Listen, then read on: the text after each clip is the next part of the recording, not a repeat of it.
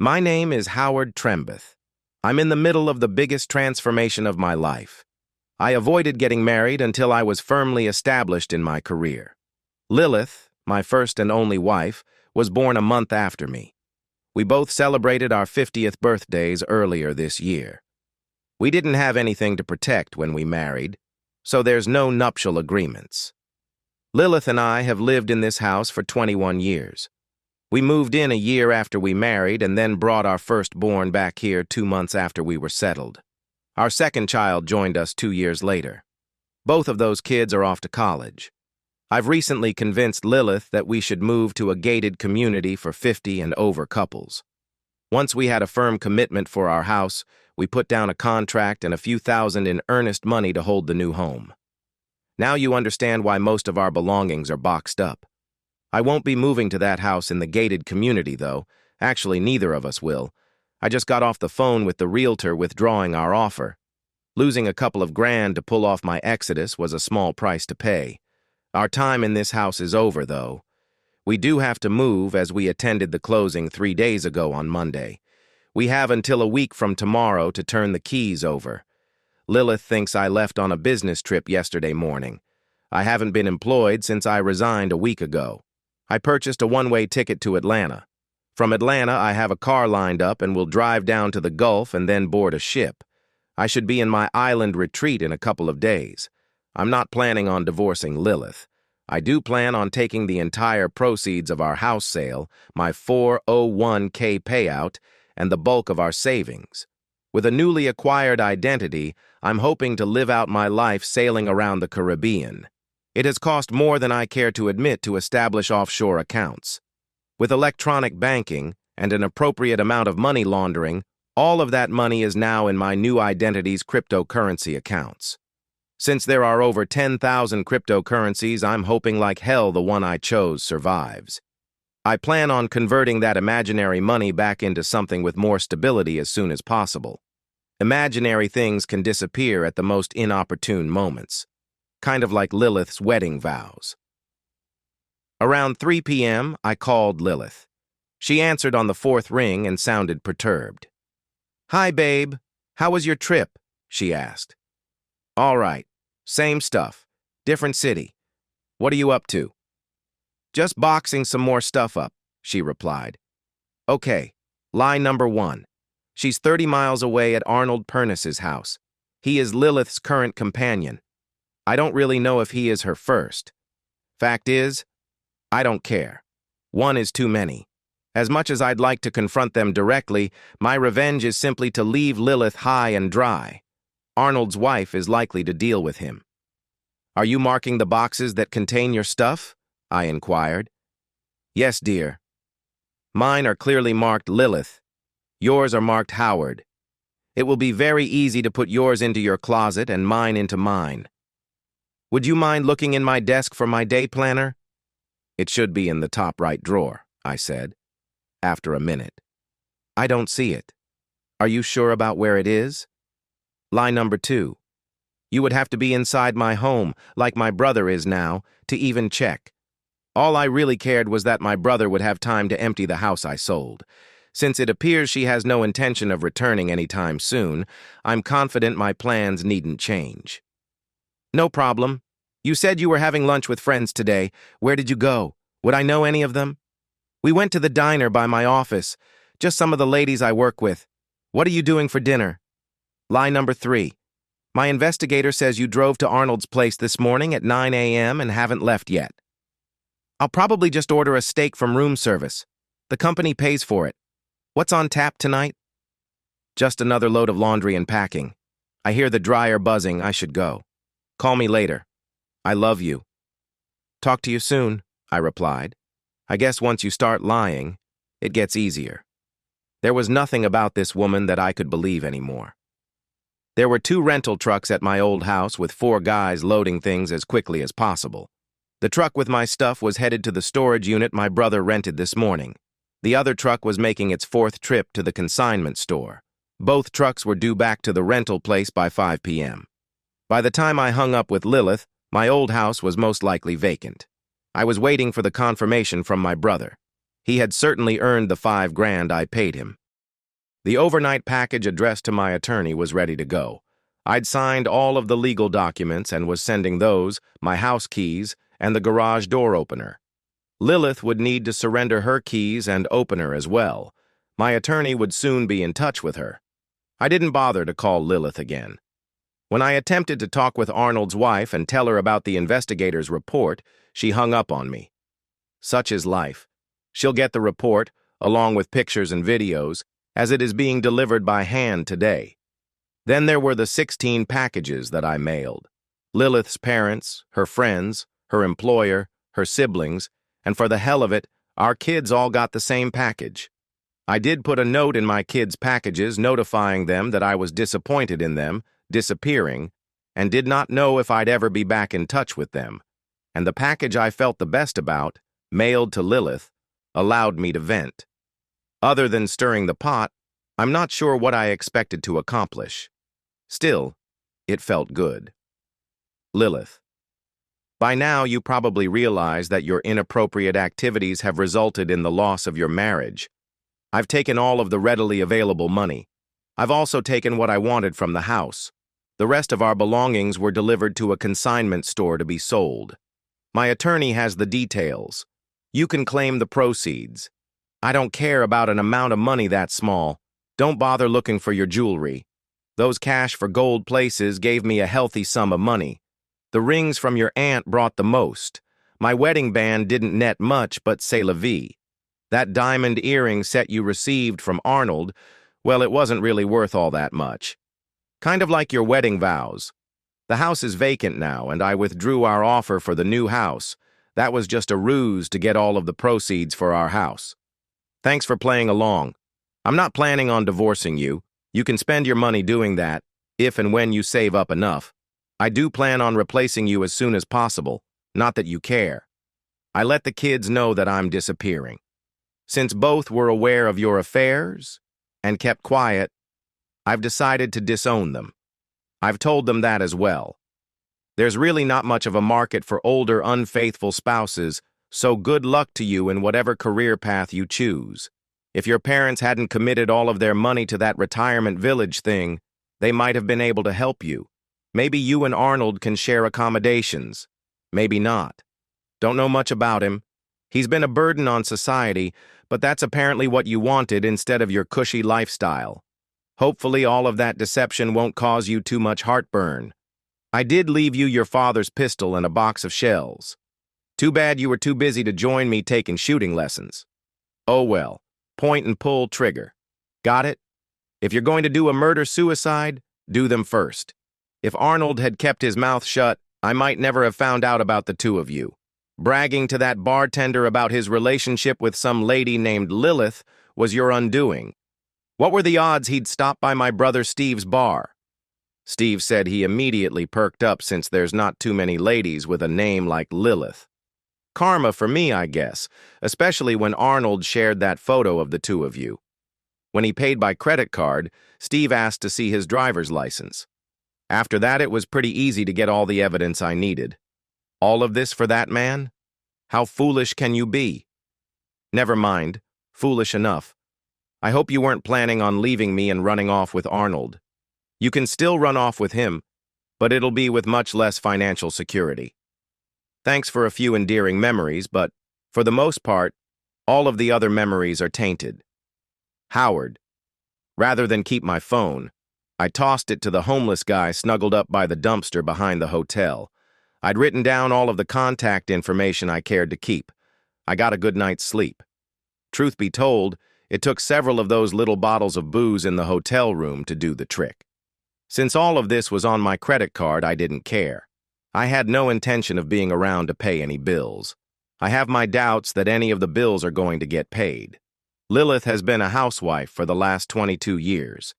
She worked until she became pregnant shortly after we married. I had a reasonably good-paying job, so there was no need for her to work. Too much spare time after the kids graduated high school proved to be her downfall. My investigator wasn't able to determine much about how Lilith and Arnold met or how long it had been going on.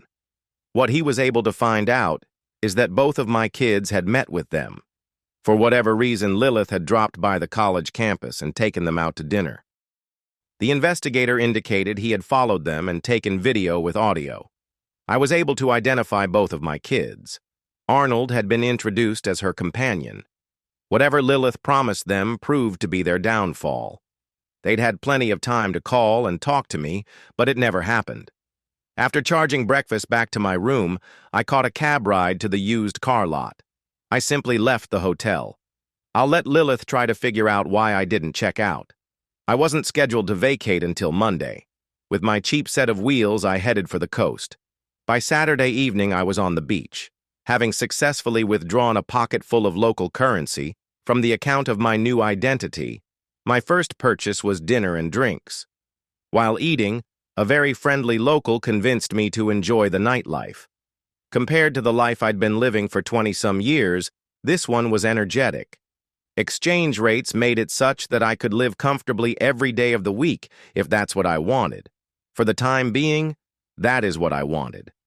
Planning on setting up new email accounts, I bought a notebook, computer, and cell phone. It'll be tough to connect the new me back to my previous existence. I set up a VoIP phone number and got an update from Steve. He indicated Lilith had called and hung up on him when he teased her about her relationship with Arnold. From the perspective of Lilith, at least Howard left me the gun. In the shape I'm in, I lay awake at night and wonder if I should just end it all. At the time, I was intoxicated by attention. I never realized it was just a game that Arnold was playing to manipulate me. If you had told me a year ago that I would have an affair, I'd have laughed in your face. No way in hell would or could that happen. I guess I was ripe for the picking. I met Arnold at the gym. He would work out the same time I did. How did I ever fall for all those well-rehearsed lies? Somehow, deep down, I guess I desired someone, other than Howard, telling me I was cute, sexy, and desirable. He was patient. Compliments turned into grabbing a drink and talking in the parking lot. Deciding to drive over to the fast food place for a snack was my first mistake.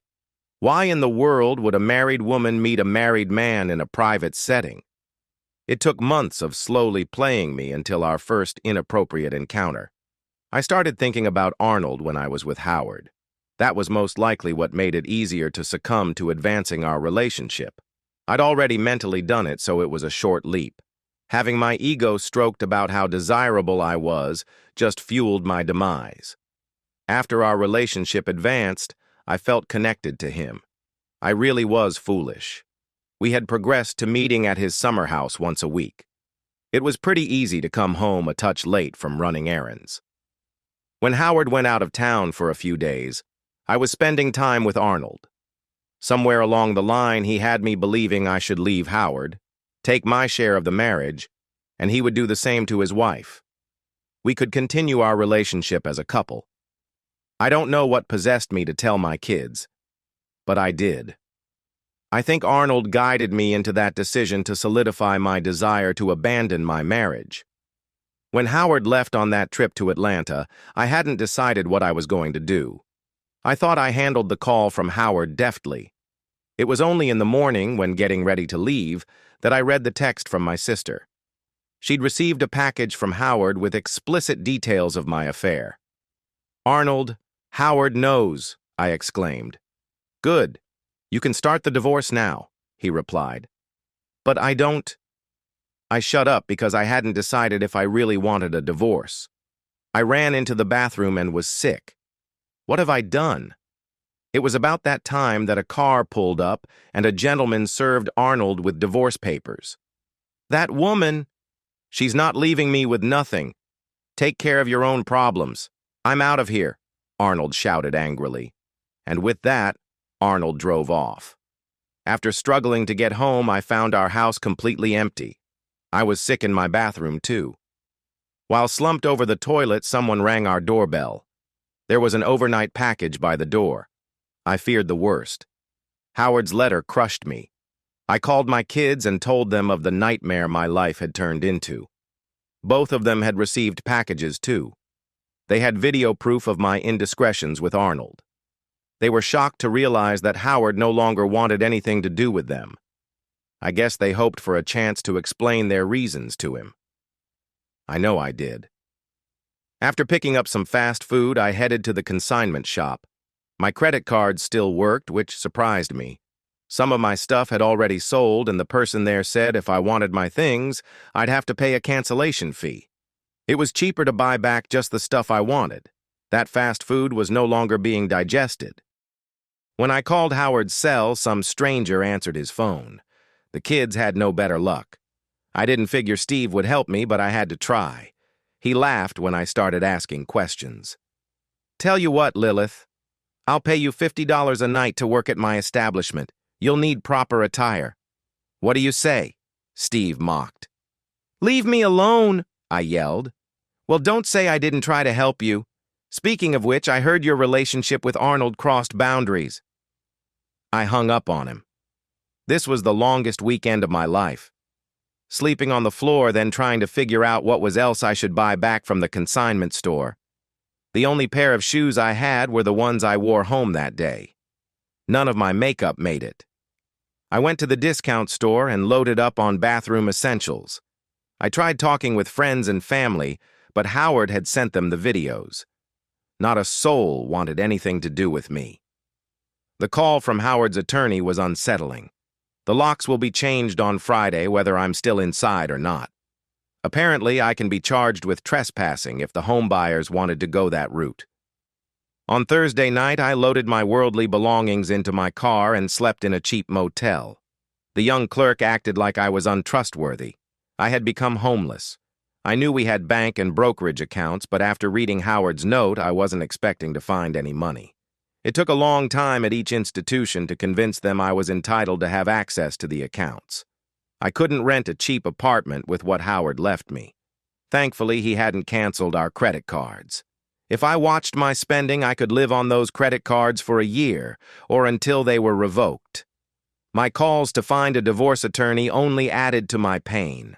I didn't have enough money to retain a lawyer. Not one was willing to take the case on a contingent basis. When Arnold called and told me he had no place to stay, I laughed at him. He suggested we get together to console each other. I told him where I was staying.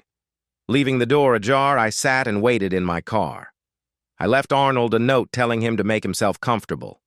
A few minutes after he entered the room, I returned and opened the door to find Arnold waiting for me. I remember what Howard told me, point and pull trigger. I shot once and the bullet was almost perfectly positioned between his eyes, even though I thought I was aiming at his heart. I disposed of the note and waited for the police. The officer I spoke with seemed skeptical when I told him that I returned to find an intruder in my room, and before I recognized who it was, fired in self-defense. Make my day law, you know. They confiscated the gun and escorted me down to headquarters. I was allowed to leave, but 2 days later they arrested me for first-degree murder. I forgot that there was a record of that phone call, and they believe I ambushed Arnold. My court-appointed attorney can best be described as being green around the ears. I wasn't holding out much hope for being found innocent. At least my money and housing issues were put on hold. My time in jail was very difficult. After several difficult encounters with another inmate, I defended myself with an improvised weapon. That got me out of that cell, but unfortunately, into solitary confinement. I may not have to worry about the outcome of my trial, as my ex-cellmate let me know I was in danger. When I asked where my dinner was, the guard said I needed to comply with his inappropriate demands, or I'd starve. After he took advantage of me, I got my dinner plate. I wanted to die. "Hey, Steve, it's Howard. What's new?" I asked. "You better sit down, Howard. Lilith shot and killed Arnold, then tried to commit suicide. She's in a state mental institution." It was surreal listening to Steve describe Lilith's ordeal. "I'll talk to you later, Steve. My head is spinning." My attorney said he would investigate and I should wait for his analysis. Would I have anything to fear if I returned home? How do I go about getting my money back into the country? He told me to sit tight for a few days, and he would confirm what Steve had told me and what my options were. Walking down near the beach, it didn't take long to find a pleasant distraction. I found the companionship refreshing. Around midnight, I decided to rest. It's a good thing I have all of my valuables in the room's safety deposit box. Still, it was money well spent. Next day, having failed to find yesterday's companion, I found another friendly local. This arrangement was working well for me. I don't think about my previous life at all when enjoying my new freedom. I once read that money couldn't buy happiness. Money can buy ice cream. Ice cream brings me happiness. There seems to be a disconnect.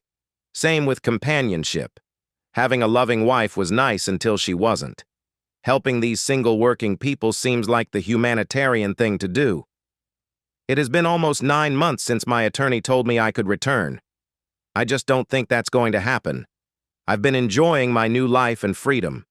At lunchtime, locals recognize me and greet me warmly. Apparently, I've been overpaying for services, but not in my book.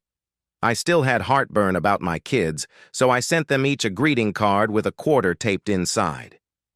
The next time you are faced with a tough decision, I hope you can find the inner strength and courage to do the right thing. If not, here's a quarter you can flip to help you make your choice. Keep it. It's all I'm leaving you. Lilith is considered mentally unstable and remains in the state institution.